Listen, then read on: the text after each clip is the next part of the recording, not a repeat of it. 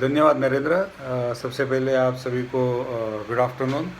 और ये जो आज का सेशन मैं कंडक्ट करने वाला हूँ, इसका मतलब ये है कि जो एरोस्पेस में अलग अलग टाइप के मटेरियल हम लोग यूज़ करते हैं और हर मटेरियल की कुछ स्पेशलिटी है, और वो स्पेशलिटी के हिसाब से अपने को कैसे उसके अंदर काम करते समय चेंजेस लाने पड़ेंगे, या जो भी अपना तौर तरीका है काम करने का, वो किस हिसाब से हम लोग कर सकते हैं।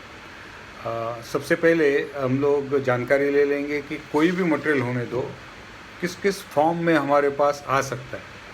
अभी ऐसा नहीं है कि हम एरोस्पेस में आज जो काम किया उसके अंदर हर एक फॉर्म में उसका इस्तेमाल किया हुआ है, लेकिन फॉर्म के हिसाब से भी आगे चल के आप समझ लेंगे कि उसकी प्रॉपर्टीज़ अलग अलग हो सकती है और उसका हैंडलिंग का तौर तरीका अलग हो सकता है।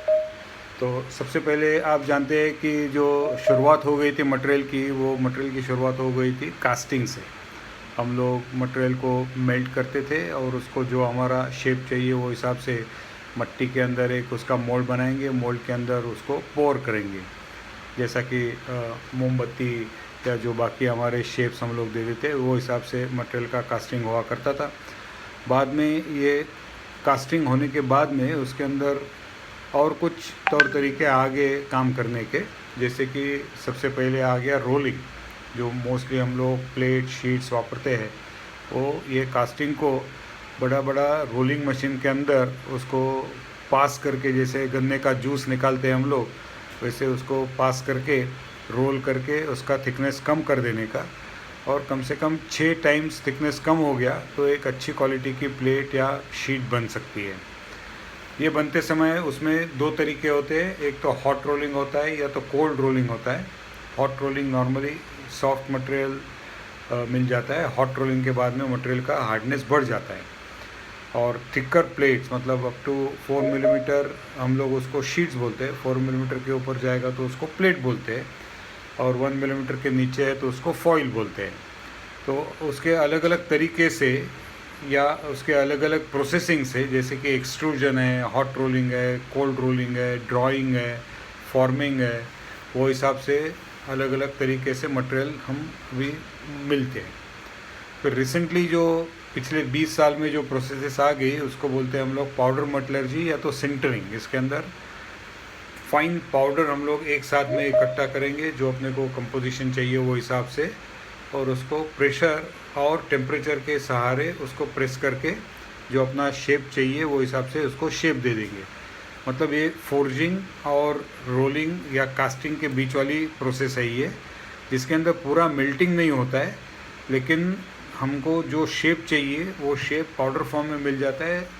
और टेम्परेचर पूरा मेल्टिंग पॉइंट तक न ले जाने से उसमें जो बॉन्डिंग नहीं होता था, वो बॉन्डिंग हम लोग प्रेशर के हिसाब से उसके अंदर बॉन्डिंग ले लेते हैं।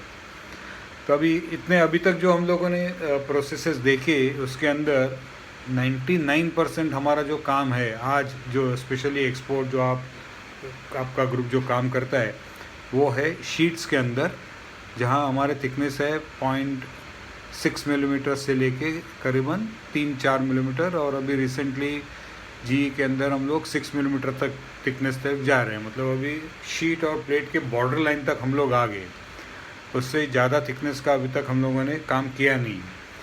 और 99% वंस अगेन ये जो शीट्स है उनमें से 99% शीट्स हमारी जो है वो कोल्ड रोल शीट्स है।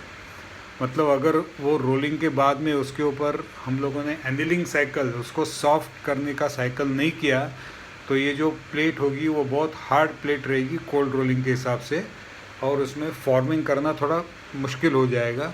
वेल्डिंग के बाद में उसके अंदर क्रैक आना थोड़ा चांसेस ज़्यादा हो सकते हैं। इसके लिए हमारे जो बहुत सारी प्लेट्स है वो कोल्ड रोल्ड है, लेकिन एनिल कंडीशन में हम लोग ले लेते हैं उसको, तो उसको सॉफ्टनिंग करके ले लेते हैं। तो वो एक अलग सी बात है।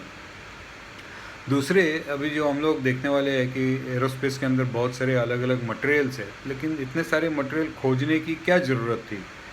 तो कभी अपना जो डिज़ाइन रहता है वो स्ट्रेंथ के हिसाब से रहता है। अगर हमको बिल्डिंग बनानी है और वो सलिया जो हम लोग लगाते हैं बिल्डिंग के अंदर, या तो स्टील का स्ट्रक्चर खड़ा करते हैं हम लोग, उसके अंदर वो बिल्डिंग के अंदर आने वाले जो स्ट्रेसेस है, जो भी उसके ऊपर फोर्सेस आने वाले या जो भी लोडिंग करने वाले हैं हम लोग, हम लोग घर में आ गए तो कुछ ना कुछ तो बिस्तर लाएंगे, सोफ़ा लाएंगे, कुर्सी लाएंगे, टेबल लाएंगे, फ्रीज लाएंगे, टीवी लाएंगे। तो ये जो हर एक का जो वजन है वो सब पूरा स्ट्रक्चर के ऊपर आने वाला है। तो स्ट्रेंथ उधर बहुत इम्पॉर्टेंट है। लेकिन जब भी हम लोग एयरक्राफ्ट बनाते हैं या तो हम लोग कोई मिसाइल बनाते हैं या एयरक्राफ्ट का इंजन बनाते हैं, तो उसके अंदर खाली स्ट्रेंथ नहीं आती है। उसके अंदर कभी कभी ऐसा होता है कि जब भी एयरक्राफ्ट, स्पेशली फाइटर एयरक्राफ्ट, अगर एयरक्राफ्ट को जल्दी भगाना है, एनिमी का अपने ऊपर अटैक हो रहा है, तो उसको बहुत उल्टा सीधा टर्न लेके, आपने देखा रहेंगे बहुत सारे वीडियोस या तो कभी एयर शो में आपने फिल्म देखी रहेगी, तो वो उल्टा सीधा कैसे भी पायलट अपना एयरक्राफ्ट घुमा घुमा के उसको निकाल के लेके आता है वापस। तो वो केस में उसके अंदर इम्पैक्ट बहुत आता है। मतलब अगर आप एक कोई चीज़ को खाली खींच लेंगे दोनों हाथ में पकड़ के, तो वो खाली स्ट्रेंथ बताती है। लेकिन अगर वो जो स्ट्रेंथ है वो मटेरियल का अल्टीमेट स्ट्रेंथ रहता है जहाँ वो टूट जाएगा। लेकिन अगर हमने हाथ में हथौड़ा ले लिया, हैमर ले लिया और उसके ऊपर मटेरियल के ऊपर उसका घाव लगाना चालू कर दिया, तो हम उसको बोलते हैं कि इम्पैक्ट कर दिया। तो अगर इम्पैक्ट की ज़रूरत है तो हर मटेरियल की इम्पैक्ट प्रॉपर्टीज़ अच्छी नहीं रहती है। जिसके अंदर डक्टिलिटी बहुत कम है, डक्टिलिटी मतलब एलोंगेशन, वो अगर 10% है तो उसका इम्पैक्ट प्रॉपर्टीज़ अच्छा नहीं रहेगा। उसके अंदर अगर हम लोगों ने बहुत सारा मार ठोक किया तो उसके अंदर शायद क्रैक बन सकता है, या तो उसका जो परमानेंट डिफॉर्मेशन है वो इतना हार्ड बनेगा कि अगला ऑपरेशन करते समय वो स्ट्रेसेस सारे रिलीज़ हो जाएंगे और परमानेंट डिफॉर्मेशन उसके अंदर आ जाएगी। तो उसको बोलते हैं इम्पैक्ट। अगर प्लेट को या रॉड को या शीट को हम लोग बेंड करते हैं और वो बेंडिंग के अंदर वो क्रैक नहीं हो रहा है, और बेंड करते समय भी कैसा करना है कि जो थिकनेस है, प्लेट की थिकनेस, उसका जो फॉर्मर डायमीटर, मतलब बेंड करते समय जो बेंडिंग के अंदर वाली जो रेडियस आएगी, वो रेडियस अगर थिकनेस के बराबर है तो फिर वंस अगेन उसका जो डक्टिलिटी है वो बहुत अच्छी होनी चाहिए। और अगर बहुत जनरस रेडियस दे दिया हम लोगों ने, ऐसा एकदम ग्रेजुअल उसको रेडियस दे दिया, तो 4 टाइम्स थिकनेस, 6 टाइम्स थिकनेस, तो वो बेंडिंग होना बहुत आसान है उसका। और इसीलिए ASTM कोड के अंदर बोलते हैं कि आपको बेंड कितना डिग्री तक करना है। मतलब नॉर्मली हम लोग जो ब्रैकेट में बेंड करते हैं, वो नॉर्मल बेंड हमारा 90 डिग्री का रहता है, कभी कभी 45 डिग्री है, 60 डिग्री है, कभी उससे भी ज़्यादा होके 90 डिग्री से भी ऊपर 105 डिग्री तक हम लोगों ने बेंड किया है आज तक हमारे प्रेस ब्रेक के अंदर। और बहुत सारे टाइम हमने देखा है कि कोई कोई जॉब में तो पूरा यू बेंड हो जाता है, 180 डिग्री बेंड करना पड़ता है। तो 105 डिग्री बेंडिंग टेस्ट करना है या 180 डिग्री बेंडिंग टेस्ट करना है, वो हिसाब से मटेरियल की डक्टिलिटी या एलोंगेशन उसका डिसाइड किया जाता है। फिर तीसरी प्रॉपर्टी जो रहती है वो है क्रीप। हमारा जो एयरक्राफ्ट चलता है वो उसका ज़्यादा से ज़्यादा टेम्परेचर एयरक्राफ्ट के अंदर जो एम्बिएंट टेम्परेचर है उससे 50 डिग्री ज़्यादा हो सकता है। मतलब अगर हम लोग राजस्थान में पूरे धूप के अंदर कोई प्लेन को रखेंगे तो उसका 50 डिग्री बाहर का टेम्परेचर होगा, या गल्फ़ कंट्रीज़ में जैसे दुबई है वहाँ समर के अंदर रखेंगे तो उसका 50 डिग्री हो जाएगा। लेकिन उससे भी ज़्यादा वो जब भी हवा में चलेगा तो फ्रिक्शन फोर्स की वजह से कभी कभी उसका टेम्परेचर बढ़ सकता है, और वो और एम्बिएंट टेम्परेचर से और 50 डिग्री, मतलब 100 डिग्री तक ही चला जाता है।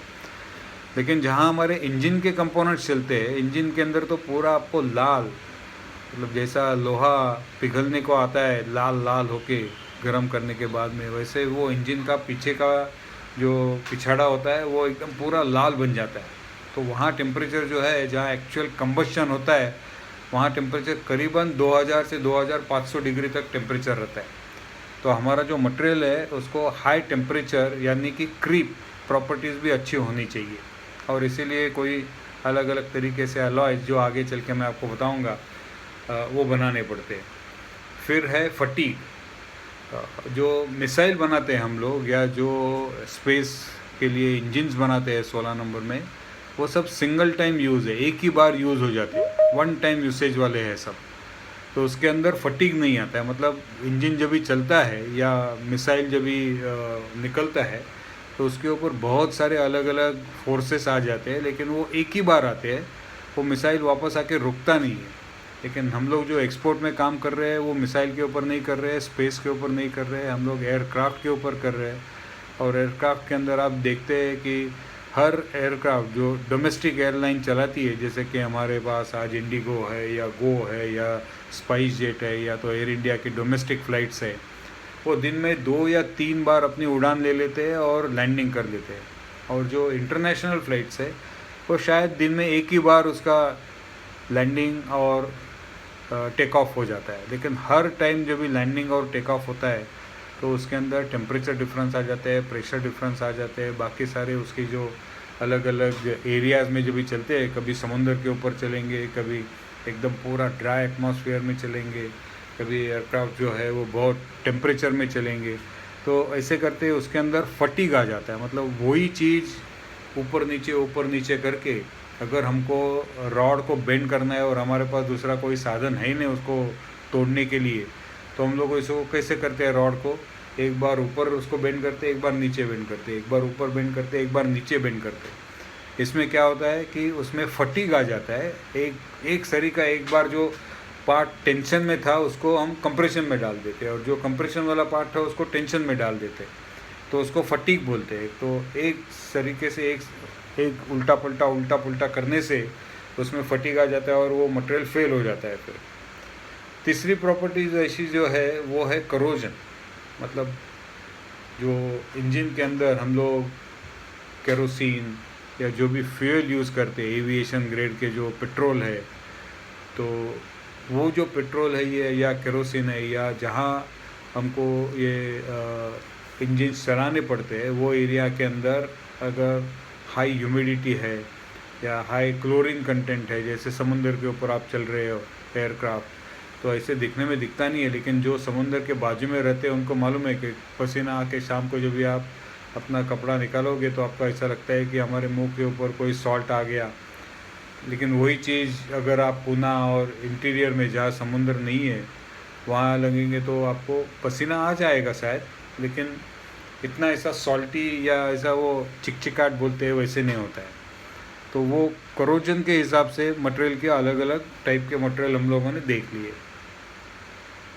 तो अभी ये मटेरियल के अलग अलग प्रॉपर्टीज़, मटेरियल के अलग अलग शेप्स, बनाने के तरीके देखने के बाद में पहले हम देख लेंगे कि मटेरियल के अंदर 2 इम्पॉर्टेंट क्लासिफिकेशंस है। एक तो है फेरस, मतलब जो आयन बोलते हैं हम लोग, और जिससे सबसे पहले हम लोग वापरना चालू कर दिए दुनिया के अंदर, और आज भी आयन के जो प्रोडक्ट्स है उसका सबसे ज़्यादा महत्व है, सबसे ज़्यादा यूटिलाइजेशन अपनी ज़िंदगी में आयन बेस्ड प्रोडक्ट है। जो फेरस प्रोडक्ट है उनका है, वो सस्ते रहते हैं, काम करने में आसान रहते हैं, लेकिन उनमें शायद ये जो जितनी प्रॉपर्टीज़ हमने देखी, strength, impact, ductility, creep, fatigue, corrosion, वो सारी प्रॉपर्टीज़ ये फेरस मटेरियल के अंदर नहीं है।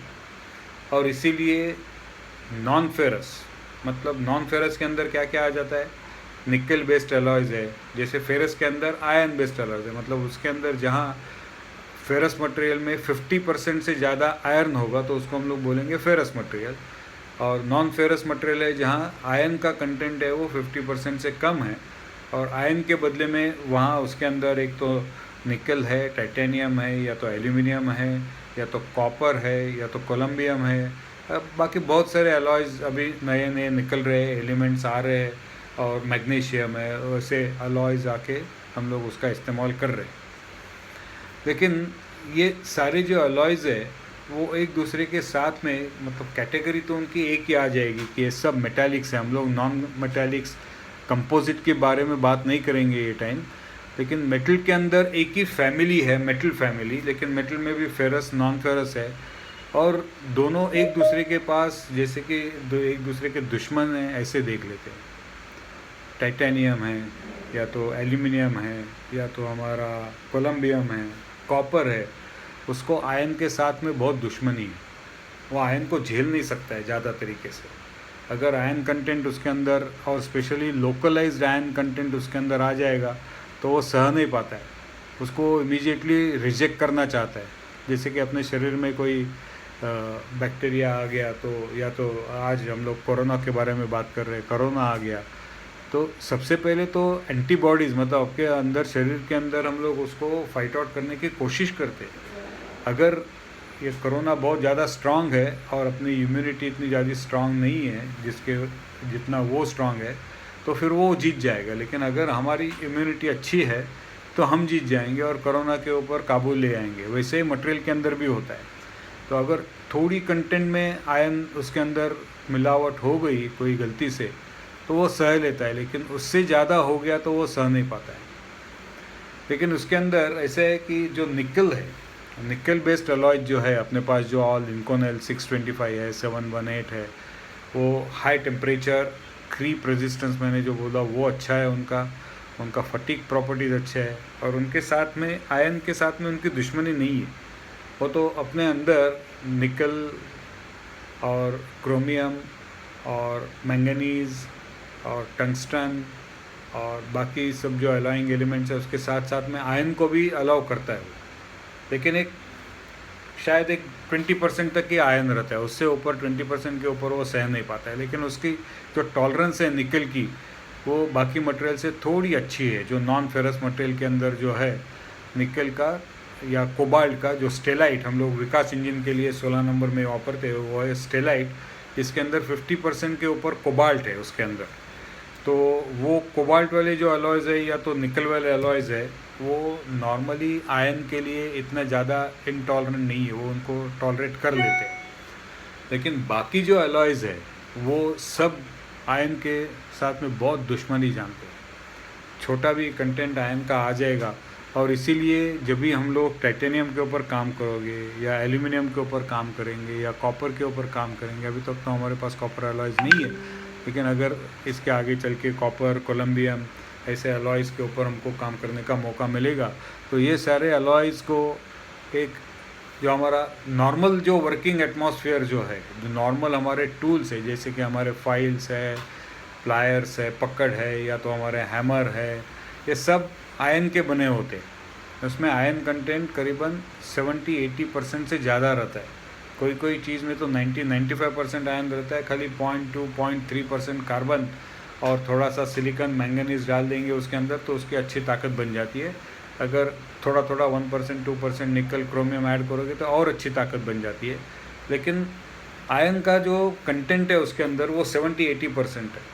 और जो काम करते समय हम लोग आयन के ऊपर काम करने वाले जो हमारे हथियार है, अवजड़, वो इंक्लूडिंग वायर ब्रश, इंक्लूडिंग हमारे पॉलिश पेपर, इंक्लूडिंग हमारे हैमर्स, प्लायर्स, फिक्सर्स, जो भी कोई कांटेक्ट करने की उनकी चीज़ है, वो आयरन बेस्ड अलॉयज़ है। उसके ऊपर आप थोड़ा आयन वाले जो नॉर्मल टूल्स है उनको अच्छा प्रोटेक्टिव एनवायरनमेंट के अंदर नहीं रखते हुए भी करेंगे तो उससे ज़्यादा तकलीफ़ नहीं हो सकता है।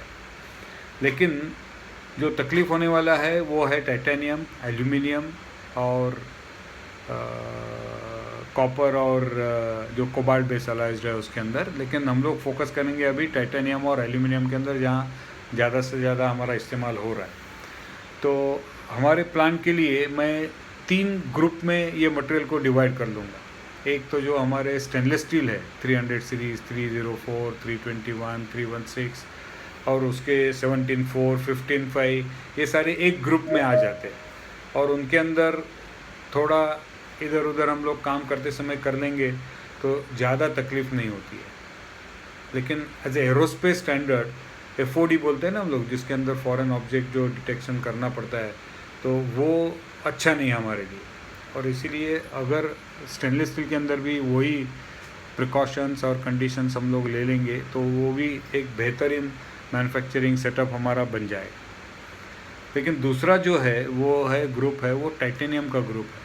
उसके अंदर भी बहुत सारे ग्रेड्स है, एकदम सॉफ्ट प्योर टाइटेनियम से लेके हाईएस्ट अलॉइंग जो है वो 6% एल्यूमिनियम, 4% वैनेडियम, टाइटेनियम 6L4V जो हम बोलते हैं, वो हिसाब से हमारा जो अलॉय बनता है।